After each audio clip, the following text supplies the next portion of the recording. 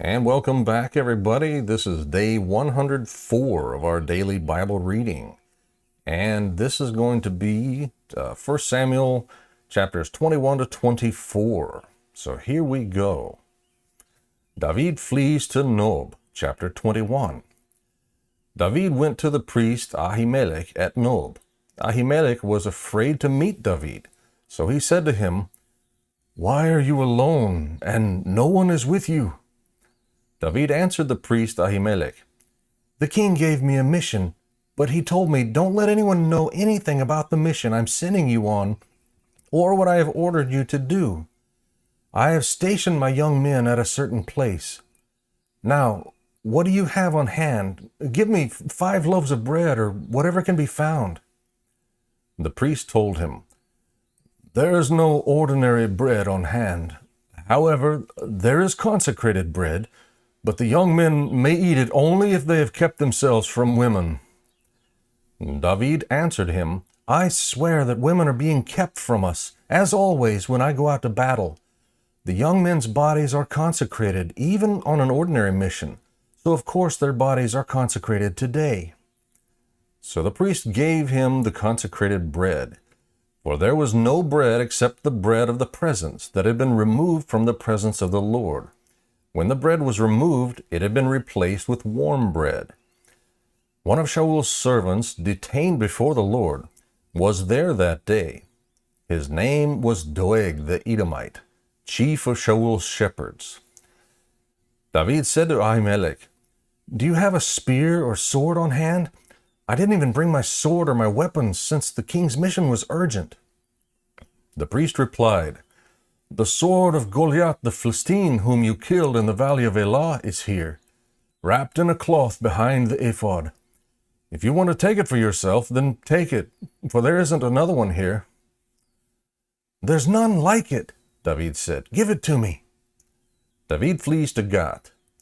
David fled that day from Shaul's presence and went to King Achish of Gath. But Achish's servants said to him, "Isn't this David, the king of the land? Don't they sing about him during their dances? Shaul has killed his thousands, but David his tens of thousands?" David took this to heart and became very afraid of King Achish of Gath. So he pretended to be insane in their presence. He acted like a madman around them, scribbling on the doors of the city gate and letting saliva run down his beard. "Look, you can see the man is crazy," Achish said to his servants. "Why did you bring him to me? Do I have such a shortage of crazy people that you brought this one to act crazy around me? Is this one going to come into my house?" Shaul's increasing paranoia. Chapter 22. So David left Gath and took refuge in the cave of Adullam. When David's brothers and his father's whole family heard, they went down and joined him there. In addition, every man who was desperate, in debt, or discontented rallied around him, and he became their leader. About 400 men were with him. From there David went to Mizpeh of Moab, where he said to the king of Moab, "Please let my father and mother stay with you until I know what God will do for me."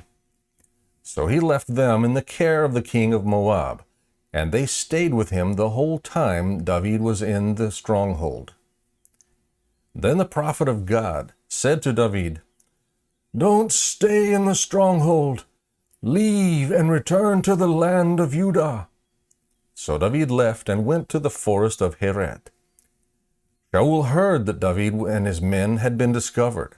At that time Shaul was in Gibeah, sitting under the tamarisk tree at the high place. His spear was in his hand, and all his servants were standing around him. Shaul said to his servants, "Listen, men of Benjamin, is Yishai's son going to give all of you fields and vineyards? Do you think he'll make all of you commanders of thousands and commanders of hundreds? That's why all of you have conspired against me. Nobody tells me when my own son makes a covenant with Yishai's son. None of you cares about me or tells me that my son has stirred up my own servant to wait in ambush for me, as is the case today." Then Doeg the Edomite, who was in charge of Shaul's servants, answered, I saw Yishai's son come to Ahimelech, son of Ahitub, at Nob. Ahimelech inquired of the Lord for him, and gave him provisions. He also gave him the sword of Goliath the Philistine. Slaughter of the priests. The king sent messengers to summon the priest Ahimelech, son of Ahitub, and his father's whole family, who were priests in Nob. All of them came to the king. Then Shaul said, Listen, son of Ahitub. I am at your service, my lord, he said. Shaul asked him, Why did you and Yishai's son conspire against me?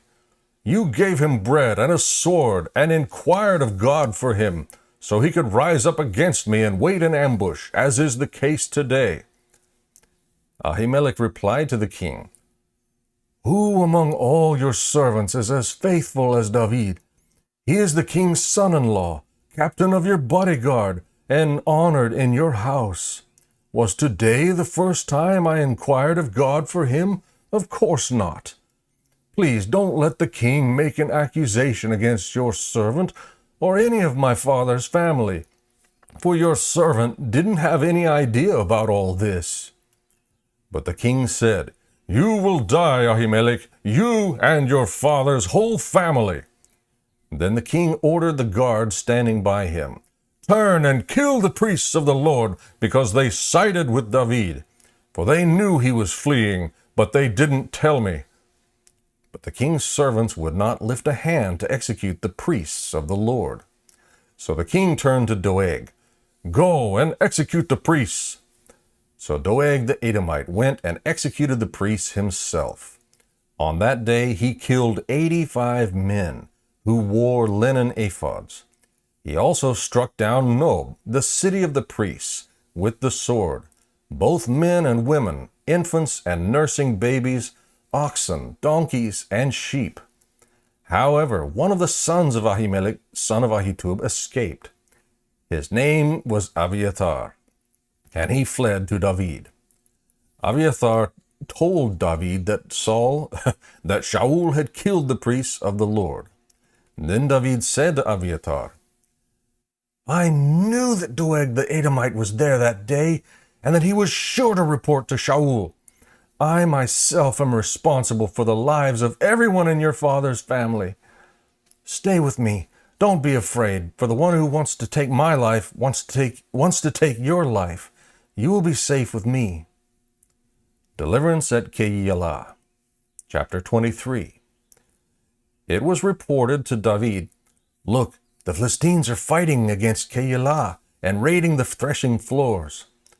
So David inquired of the Lord, Should I launch an attack against these Philistines?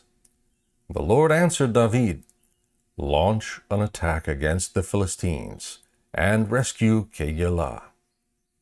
But David's men said to him, Look, we're afraid here in Judah. How much more if we go to Keilah against the Philistine forces? Once again David inquired of the Lord, and the Lord answered him, Go at once to Keilah, for I will hand the Philistines over to you. Then David and his men went to Keilah, fought against the Philistines, drove their livestock away, and inflicted heavy losses on them. So David rescued the inhabitants of Keilah. Abiathar, son of Ahimelech, fled to David at Keilah, and he brought an ephod with him. When it was reported to Shaul that David had gone to Keilah, he said, God has handed him over to me, for he has trapped himself by entering a town with barred gates. Then Shaul summoned all the troops to go to war at Keilah, and besiege David and his men. When David learned that Shaul was plotting evil against him, he said to the priest Abiathar, Bring the ephod. Then David said, Lord God of Israel, your servant has reliable information that Shaul intends to come to Keilah and destroy the town because of me. Will the citizens of Keilah hand me over to him? Will Shaul come down as your servant has heard? Lord God of Israel, please tell your servant. The Lord answered, he will come down." Then David asked, "Will the citizens of Keilah hand me and my men over to Shaul?" "They will," the Lord responded. So David and his men, numbering about 600, left Keilah at once and moved from place to place. When it was reported to Shaul that David had escaped from Keilah, he called off the expedition. David then stayed in the wilderness strongholds and in the hill country of the wilderness of Ziph. Shaul searched for him every day, but God did not hand David over to him. A renewed covenant. David was in the wilderness of Ziph in Horesh when he saw that Shaul had come out to take his life. Then Shaul's son Jonathan came to David in Horesh and encouraged him in his faith in God, saying, "Don't be afraid, for my father Shaul will never lay a hand on you. You yourself will be king over Israel, and I'll be your second in command. Even my father Shaul knows it is true." Then the two of them made a covenant in the Lord's presence. Afterward, David remained in Horesh while Jonathan went home. David's narrow escape. Some Ziphites came up to Shaul at Gibeah and said, "David is hiding among us in the strongholds in Horesh, on the hill of Hichalah, south of Yeshimon. So now, whenever the king wants to come down, let him come down. As for us, we will be glad to hand him over to the king."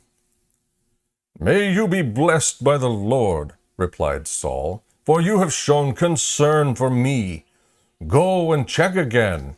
Investigate where he goes and who he has seen with and who has seen him there. They tell me he is extremely cunning. Investigate all the places where he hides. Then come back to me with accurate information, and I'll go with you. If it turns out he really is in the region, I'll search for him among all the clans of Judah."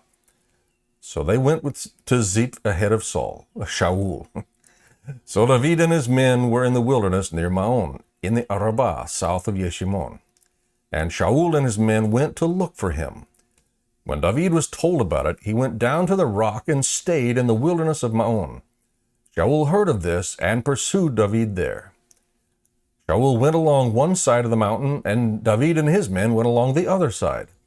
Even though David was hurrying to get away from Shaul, Shaul and his men were closing in on David and his men to capture them. Then a messenger came to Shaul, saying, "Come quickly, because the Philistines have raided the land." So Shaul broke off his pursuit of David and went to engage the Philistines. Therefore that place was named the Rock of Separation. From there David went up and stayed in the strongholds of En-gedi. David spares Shaul, chapter 24. When Shaul returned from pursuing the Philistines, he was told, "David is in the wilderness near En-gedi."